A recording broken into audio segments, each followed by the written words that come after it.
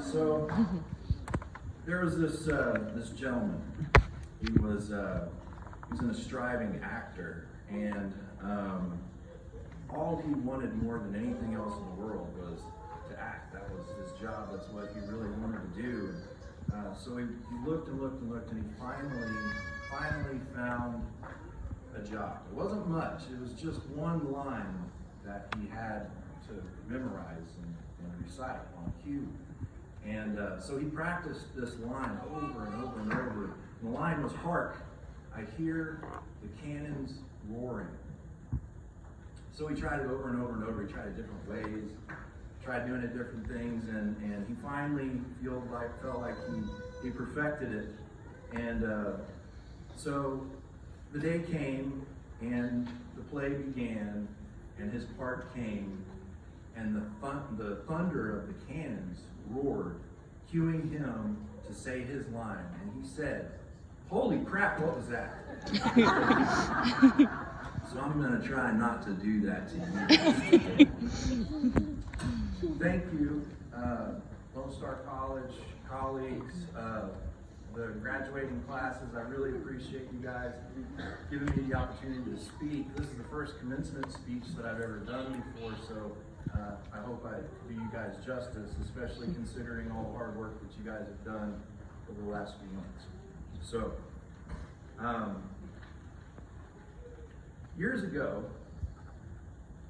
I did something that I would kind of start to second guess later in life, I guess, and honestly it was kind of embarrassing to mention, and I'm a little hesitant to mention it to all of you, but I'm hoping that maybe you can find a way to forgive me. In 1998, at a moment of youthful indiscretion, I went to paramedic school. So you'll have to forgive me for that, guys. So it's okay. JK, LOL. But honestly, it was probably one of the best things that I ever did. That was a really long time ago, and I've come a very long way. It's led me here to talk to you all. So I guess maybe it was probably one of the best things I ever did. My career has been blessed. Those choices led me to many experiences and provided a lot of learning processes and opportunities that changed me and they molded me. They made me into who I am today. So, when Lieutenant Miller originally asked me to be your keynote speaker, just a few minutes to go outside the hallway, right? Yeah. I thought, well, what am I going to talk about?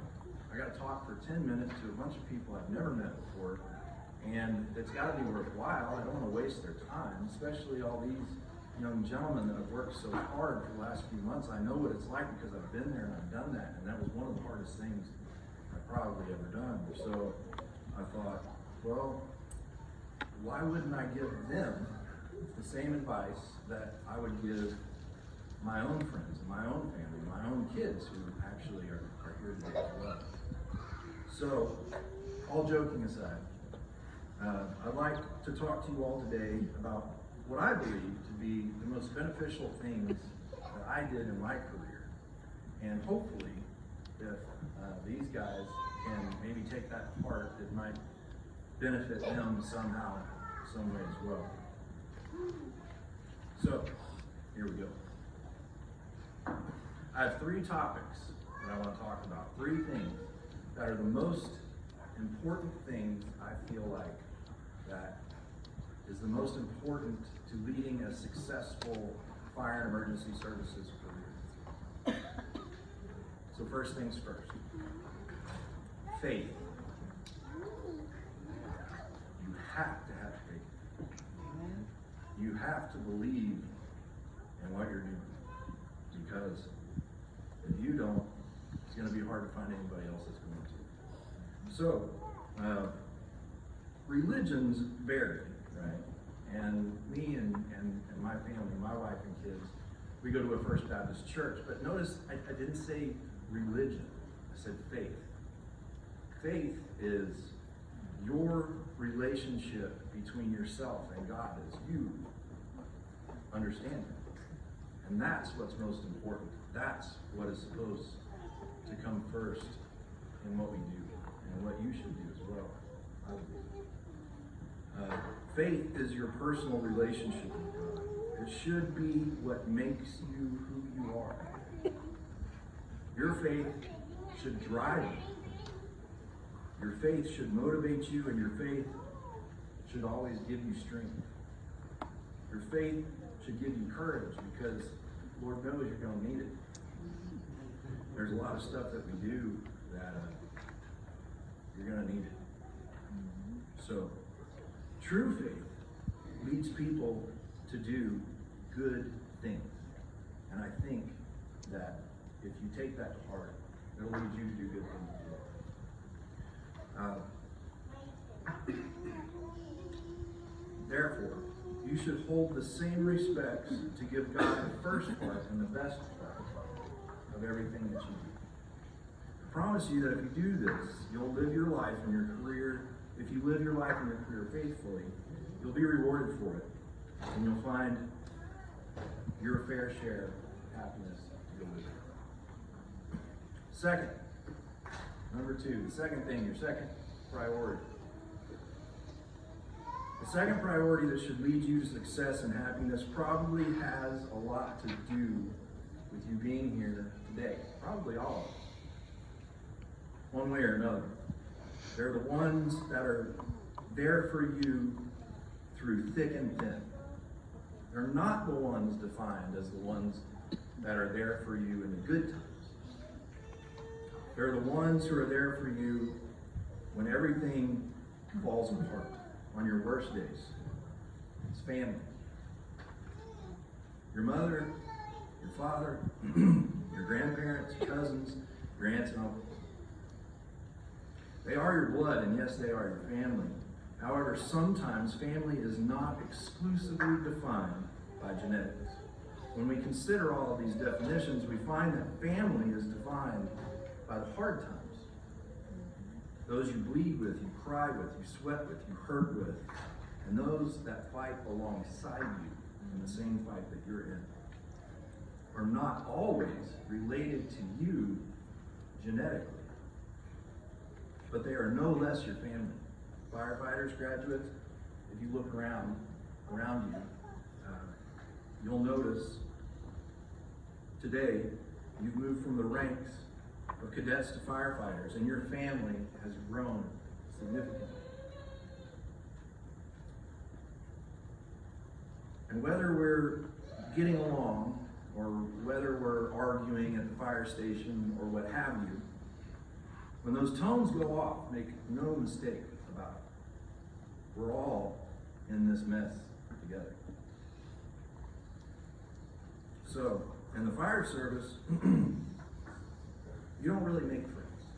You adopt family. So family, yours and ours, should always be your second priority. A wise old chief once told me, no one but your family is going to remember that you picked up an overtime shift on Christmas. Because trust me, my wife doesn't let me forget.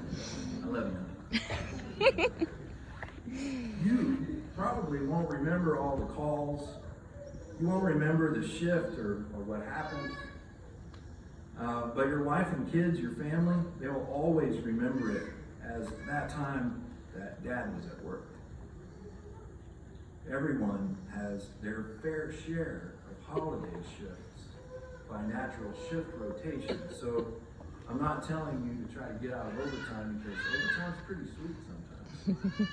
But I am suggesting that you do your best to be there for your family at home first. Obviously, it's okay to work a little overtime. Don't let the job take over your life, though. Hold the line. Keep your priorities in order. Amen. It's a lot easier to keep a level head and be a great firefighter when everything at home is going well. It enables you to think more clearly and make the right decisions I know that when I was a captain on the truck and a lieutenant, if you were on my truck or my engine company, I wanted you to be there 100%, no distractions. Why? Obviously, our lives depend on it. It's important. So keep those priorities in order. Family must come before work and second only to God.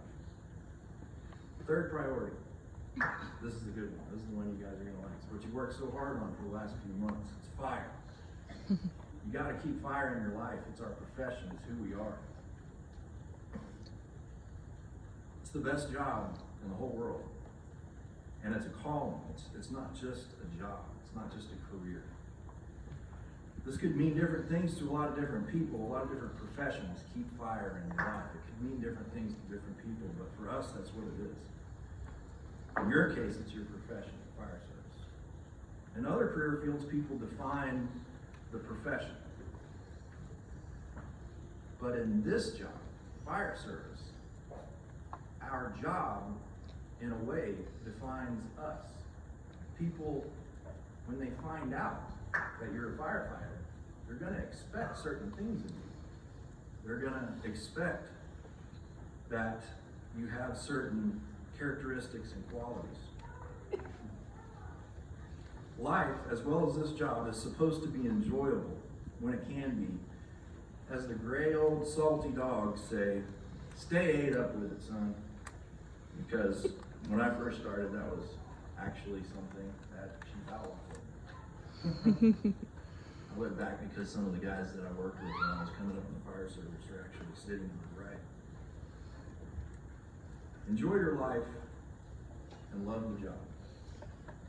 This career will give back to you what you put into it. This is, make no mistake about it, the best job in the world. Integrity. Integrity is a part of this. And it's an inside job entirely. You have to hold yourself accountable. And it's an important part of being one of us. There's a standard, and we expect that you'll meet it. Learning. Perfecting your craft. Don't expect it to stop. It won't. And it never should. Your school stuff, this academy, while it is concluding, the learning process should never stop. I'm not just talking about CE hours here. You must continually improve. Great firefighters never stop learning till the day you retire. If you're not getting better, you're getting worse. Do not expect the training to stop.